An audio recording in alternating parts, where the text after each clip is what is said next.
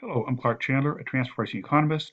I've been involved in transfer pricing for a number of years and have seen it grow from a fairly esoteric practice to one that often represents the largest tax risk for many companies.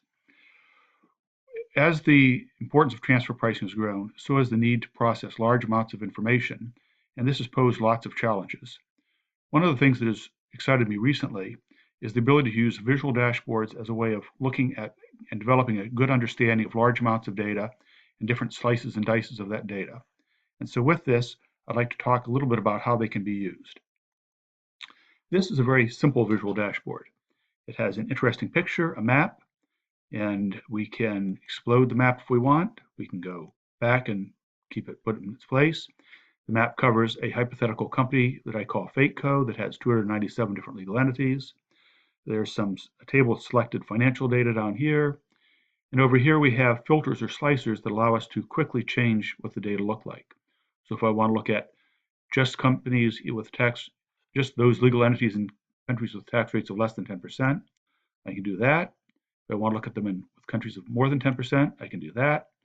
I can similarly look at distributors or manufacturers, and as I do this, the map changes, the count changes, and the table changes. And so it provides a very effective way of looking at data in different ways. I've used this in a number of different projects, particularly in looking at draft C/C data, where I found it's a quick and easy way of looking for anomalies, which may suggest data errors. It's also a very quick and easy way of looking at how tax authorities may perceive the information which they get. The other some illustrations of this. Here is a basic visual dashboard.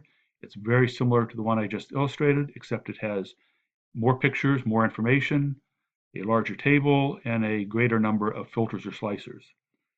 I've also used visual dashboards to help build country risk scorecards, where we take various risk factors associated with country issues, associated with legal entity attributes. We put different pictures in, and once again, we have different slicers which allow us to look at different configurations and assumptions and see how they change the risk scores and how we can most effectively create documentation that maximizes the coverage based on risk. Comparables are another thing that we can look at very differently with visual dashboards. That we can present large amounts of comparable data and then use the dashboards to create pictures of it, and then slicers to cut and slice the data in different ways and look at different subsets of the data, and similarly to compare it with different subsets of the tested party data. I'm going to prepare several videos which illustrate the uses of these uses of visual dashboards, and I hope that you will join me for these sessions. Thank you very much.